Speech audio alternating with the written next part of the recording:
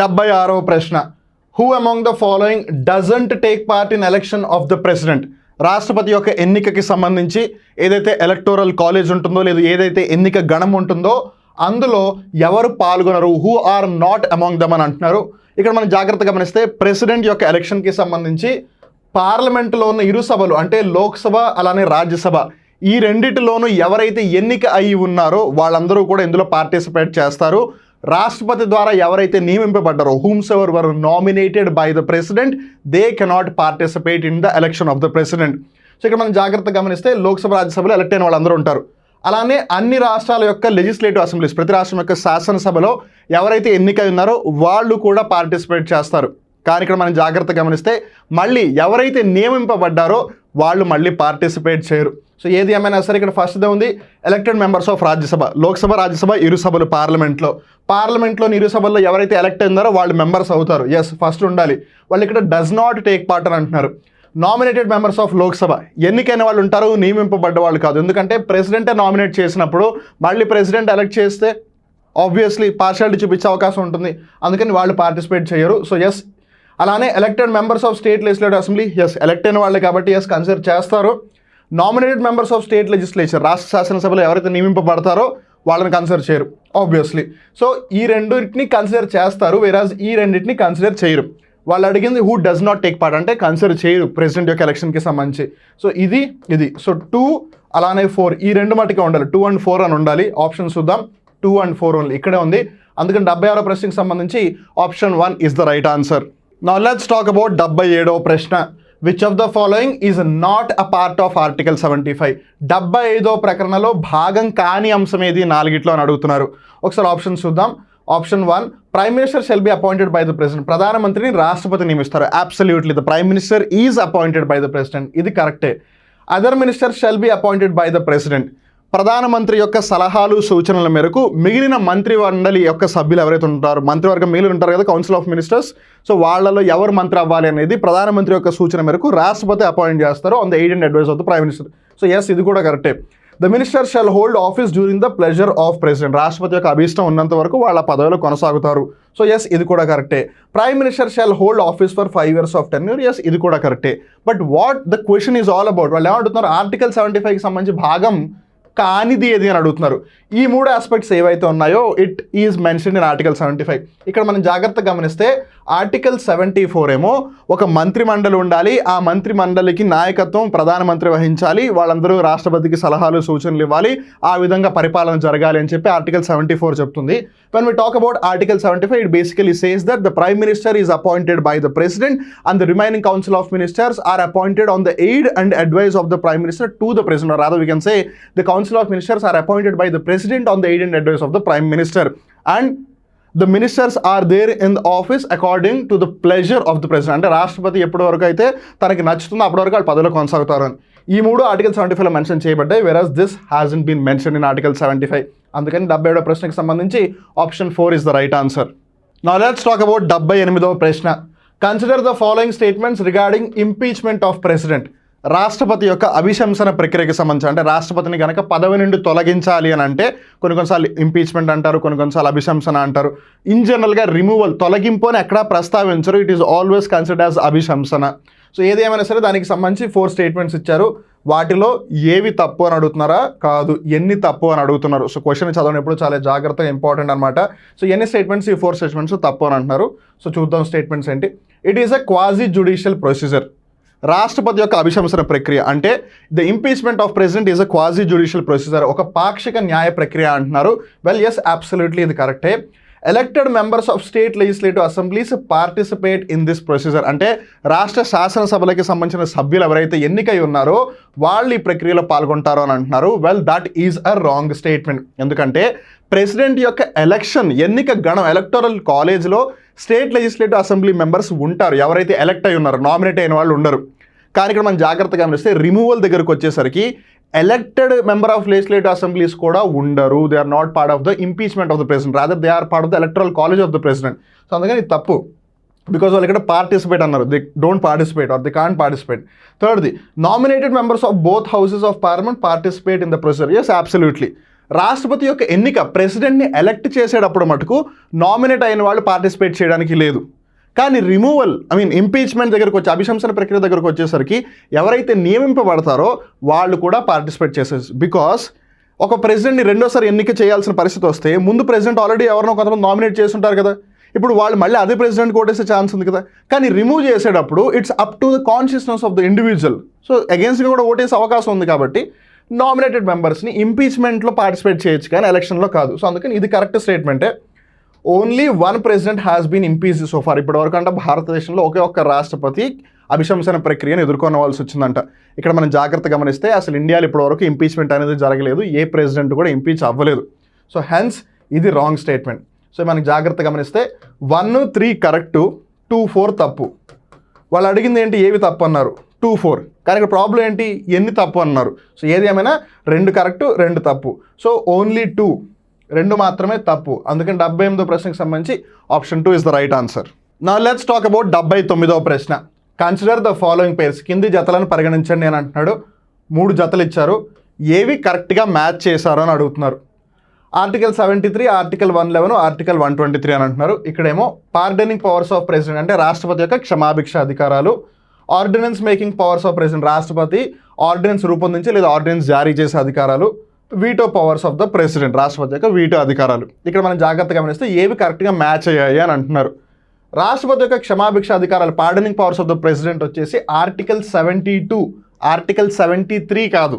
Whereas ఒకవేళ మన article 73ని గమనిస్తే కనుక కేంద్ర ప్రభుత్వానికి పార్లమెంట్కి సంబంధించి ఏవైతే చట్టాలు చేసే లేదు ఎగ్జిక్యూటివ్ పరంగా ఏవైతే అధికారాలు ఉంటాయో ఆ అంశం గురించి ప్రస్తావిస్తుంది.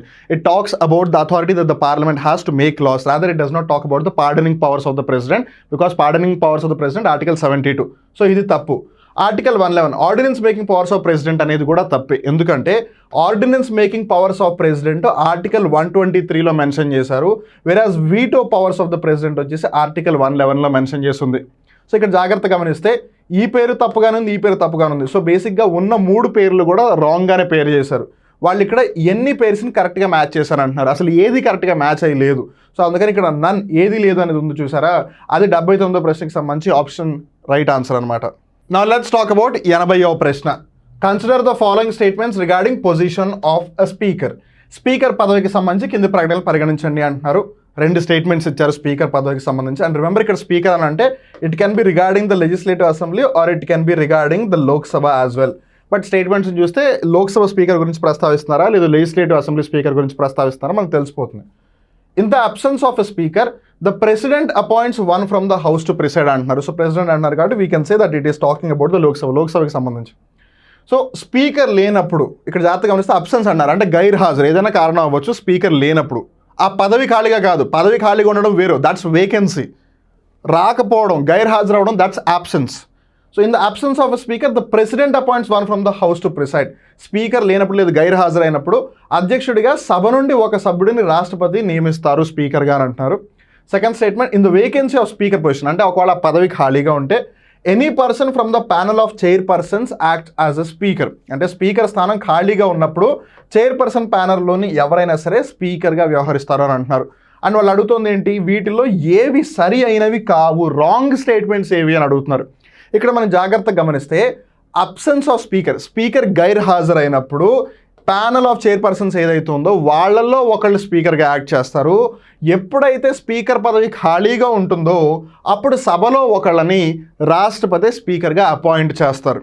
కానీ ఇక్కడ ఏమనుంది, అబ్సెంట్ అయినప్పుడేమో ప్రెసిడెంట్ అపాయింట్ చేస్తారు, వేకెంట్గా ఉన్నప్పుడేమో ఎవరో ఒకళ్ళు ప్యానల్ ఆఫ్ చైర్పర్సన్స్ నుంచి స్పీకర్ అయిపోతారు అని. నో.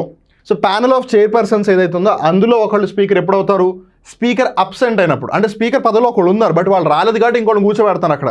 కానీ అసలు స్పీకర్ పొజిషన్ వేకెంట్గా ఉంటే పదవి ఖాళీగా ఉంటే అప్పుడు ఎవరినో ఒకళ్ళని అపాయింట్ చేస్తారు ప్రెసిడెంట్.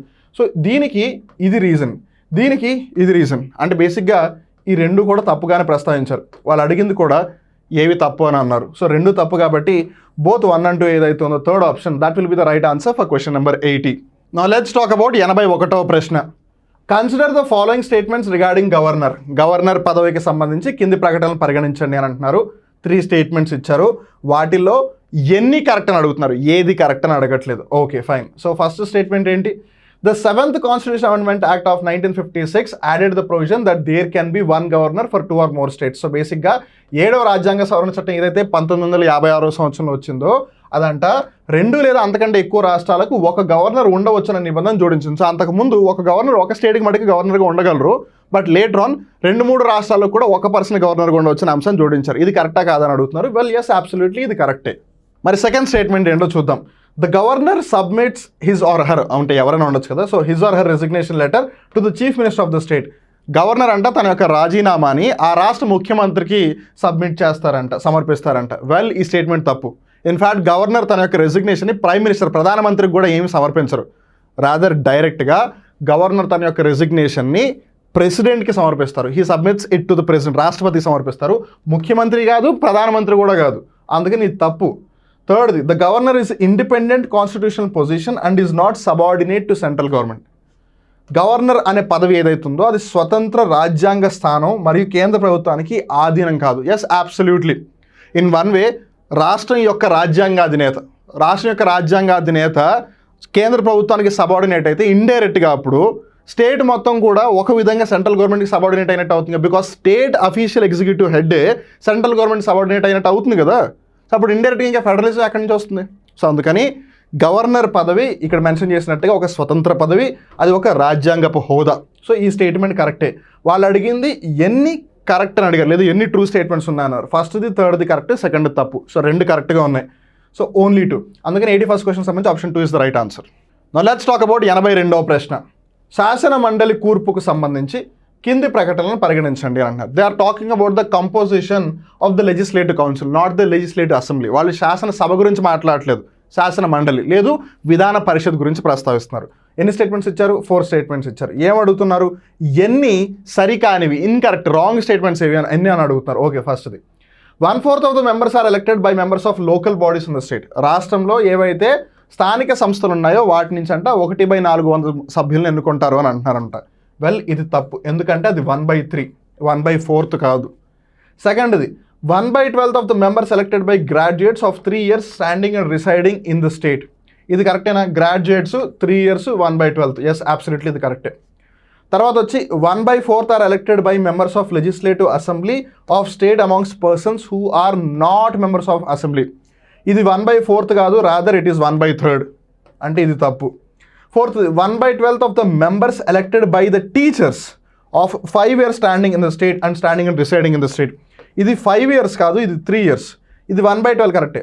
జాగ్రత్త గుర్తుపెట్టుకోండి. గ్రాడ్యుయేట్స్ టీచర్స్ దగ్గరకు వచ్చేసరికి same 1/12, 3 years graduates teachers. Legislative అసెంబ్లీకి సంబంధించి అలానే స్థానిక సంస్థలకు సంబంధించి 1/3, 1/4, 1/4 కాదు. సో ఏది ఏమైనా ఇక్కడ 5 ఉండడం వల్ల ఈ స్టేట్మెంట్ తప్పు. సో ఫస్ట్ది తప్పు, థర్డ్ది తప్పు, ఫోర్త్ తప్పు, సెకండ్ది ఒక్కటే కరెక్ట్. వాళ్ళు అడిగింది ఎన్ని తప్పు అని అన్నారు, 3 తప్పు. అందుకని ఓన్లీ 3 అనే ఆప్షన్ ఏదైతే ఉందో ఈ third option, that is the right answer. అందుకని 82వ ప్రశ్నకి సంబంధించి option 3 is the right answer. Now let's talk about 83వ ప్రశ్న. Consider the following statements. కింది ప్రకటనలు పరిగణించండి. మన కోసం 3 స్టేట్మెంట్స్ ఇచ్చారు. తర్వాత ఎన్ని కరెక్ట్ అని అడుగుతున్నారు. Okay, first statement, there is a fixed tenure for the supreme court judge. Supreme court యొక్క న్యాయమూర్తికి నిర్ణీత పదవీకాల వ్యవధి ఉంది అంటున్నారు. నో, సుప్రీంకోర్టు జడ్జికి ఇన్ని సంవత్సరాలు అని ఎక్కడ పదవీకాలం ఏమి ఫిక్స్ చేయలేదు. సో ఇట్స్ నాట్, రాదర్ ఇక్కడ ఫిక్స్డ్ ఉంది అంటున్నారు. సో ఇది తప్పు. సెకండ్ది, supreme court judge can submit his resignation to the president. Supreme court యొక్క న్యాయమూర్తి తన రాజీనామా రాష్ట్రపతి సమర్పించవచ్చు. ఎస్, అబ్సల్యూట్లీ సమర్పించవచ్చు. There is no doubt about it. థర్డ్ది, supreme court judge can be removed from his office by the president on the recommendation of prime minister. ప్రధానమంత్రి యొక్క సలహా మేరకు రాష్ట్రపతి సుప్రీంకోర్టు న్యాయమూర్తిని పదవి నుండి తొలగించవచ్చు అని అంటున్నారు. వాళ్ళు తప్పు. రాదర్ ఆ రికమెండేషన్ ఇవ్వాల్సింది పార్లమెంట్, ప్రెసిడెంట్ కాదు. సో అందుకని ఇది కూడా తప్పు. సో ఇప్పుడు ఏంటి, ఫస్ట్ స్టేట్మెంట్ తప్పు, second statement correct, third statement తప్పు. వాళ్ళు అడిగింది ఎన్ని కరెక్ట్ అని అడుగుతున్నారు. ఒక్కటి కరెక్ట్. సో ఓన్లీ 1 అని ఏదైతే ఉందో that is the right answer for question number 83. Now let's talk about 84వ ప్రశ్న. Consider the following statements regarding the procedure of court. Court యొక్క విధానానికి సంబంధించి ఇక్కడ 2 స్టేట్మెంట్స్ ఇచ్చారు. వాటిలో ఏవి కరెక్ట్ అని అడుగుతున్నారు. స్టేట్మెంట్స్ ఏంటో చూద్దాం. The constitutional cases or references made by President under Article 142 are decided by a bench consisting of at least 5 judges. Article 142 ప్రకారం రాష్ట్రపతి చేసిన రాజ్యాంగపరమైన కేసులు లేదా సూచనలు కనీసం 5 మంది న్యాయమూర్తులతో కూడిన బెంచ్ ద్వారా నిర్ణయించబడతాయని అంటున్నారు. ఎస్, 5 మెంబర్స్ ఖచ్చితంగా ఉండాలి, 5 జడ్జెస్ ఖచ్చితంగా ఉన్న బెంచ్ ద్వారా నిర్ణయించబడతాయి. But the point is it is according to article 143, not article 142. అందుకని తప్పు. All other cases except constitutional and references made by the president are decided by bench consisting of not less than 3 members. Well, no, ఇది కూడా wrong. ఎందుకంటే 3 members కాదు, 5 members. So article 143 బేసిక్గా చెప్పేది ఏంటంటే రాజ్యాంగపరమైన అంశాలు అవ్వచ్చు, లేదు వేరే ఇతర అంశాలకు సంబంధించి ఒకవేళ రాష్ట్రపతి సుప్రీంకోర్టుని ఏదైనా సలహా అడిగితే according to article 143 the president has that power అనమాట. సుప్రీంకోర్టుని అడగచ్చు. సో సుప్రీంకోర్టు కనీసం మినిమం 5 మెంబర్స్ ఉన్న బెంచ్ని ఏర్పాటు చేయాలి. అందుకని తక్కువతో అసలు కుదరదు అనమాట. It's not possible. సో ఇక్కడేమో అట్లీస్ట్ 5 జడ్జెస్ అన్నారు, బట్ ఆర్టికల్ 142. సో ఇది తప్పు. ఇక్కడ ఆర్టికల్ ఏం మెన్షన్ చేయలేదు, but they are saying less than 3 members అంటున్నారు. No, a minimum of 5 members. So ఏది ఏమైనా సరే ఇక్కడ ట్రూ అని అడిగారు. ఇక్కడ మనం జాగ్రత్త గమనిస్తే ట్రూ ఏంటిది? ఏది కాదు. సో ప్రస్తుతానికి ఏంటి, 2 స్టేట్మెంట్స్ కూడా తప్పే. బాగానే ఉంది. వాళ్ళు అడిగింది ఏది కరెక్ట్ అన్నారు, ఏది కాదు. సో 2 కాదు కాబట్టి నైదర్ 1 nor 2 ఏదైతే ఉందో that will be the right answer for question number 84. Now let's talk about 85వ ప్రశ్న. Consider the following statements. కింది ప్రకటనలను పరిగణించండి అని అంటున్నాడు. మనకి 3 ప్రకటనలు ఇచ్చారు. వాటిలో ఎన్ని కరెక్ట్ సరి అయినవి అని అడుగుతున్నారు. ఫస్ట్ది, పార్లమెంట్ సుప్రీంకోర్టు యొక్క అధికార పరిధిని పొడిగించవచ్చు. The parliament has the power to extend the jurisdiction of the Supreme Court. Well, according to article 138 పార్లమెంట్కి అధికారం ఉంది సుప్రీంకోర్టు యొక్క అధికార పరిధిని పెంచవచ్చు. సో ఇది కరెక్ట్ స్టేట్మెంట్. సెకండ్ది, parliament cannot curtail the jurisdiction of supreme court. అంటే పార్లమెంట్ సుప్రీంకోర్టుకి ఏదైతే అధికార పరిధి ఆల్రెడీ ఉందో దానిని తగ్గించడానికి కానీ రెస్ట్రిక్ట్ చేయడానికి కానీ పార్లమెంట్కి అధికారం లేదు అంటున్నారు. వెల్, అబ్సల్యూట్లీ లేదు. అందుకే పార్లమెంట్ ఎప్పుడు కూడా అంత ఈజీగా పెంచదు సుప్రీంకోర్టు యొక్క జ్యూరిస్డిక్షన్ని, అన్లెస్ అండ్ అంటిల్ కావాలని సుప్రీంకోర్టు తీసుకోకపోతే తప్పిదే. బికాస్ ఒక్కసారి వాళ్ళు ఈ ఆర్టికల్ ప్రకారం జ్యూరిస్డిక్షన్ ఇచ్చారంటే they can't curtail it back. దాన్ని తగ్గించలేరు కదా పార్లమెంట్. అందుకే వాళ్ళు ఎప్పుడు ఆ విధంగా చర్యలు తీసుకోరు. అందుకే జ్యుడిషియరీ కూడా ఎప్పుడు కూడా యాక్టివిజం అంటే క్రియాశీలత చూపించి ఒక అడుగు ముందుకు వేస్తుంది చెప్తే పార్లమెంట్ చేయదా పని. సో ఏది ఏమైనా సరే కెనాట్ కర్టైల్, తగ్గించలేదు అంటున్నారు. అది correct. It does not have the authorization to do that. Parliament determines the salaries, allowances, privileges and leave of judges of supreme court. So వాళ్ళ యొక్క సాలరీస్, అలవెన్సెస్ ఏ అయితే అంశాలు ఉన్నాయో ఆర్టికల్ 125 ప్రకారం అది పార్లమెంట్ ఒక చట్టం ద్వారా నిర్ణయిస్తుంది. సో ఇది కూడా కరెక్టే. వాడు పార్లమెంట్ నిర్ణయిస్తుంది అంటారు, ఒక చట్టం ద్వారా నిర్ణయిస్తుంది. సో థర్డ్ స్టేట్మెంట్ కూడా కరెక్టే. ఫస్ట్ది, సెకండ్ది, థర్డ్ది 3 కరెక్టే కదా. కానీ వాళ్ళు అడిగింది ఏంటి, హౌ మెనీ ఆర్ కరెక్ట్ అన్నారు. 1, 2, 3 ఆర్ కరెక్ట్. సో అందుకని ఆల్ 3 ఏవైతే ఉన్నాయో option 3 that will be the right answer for question number 85.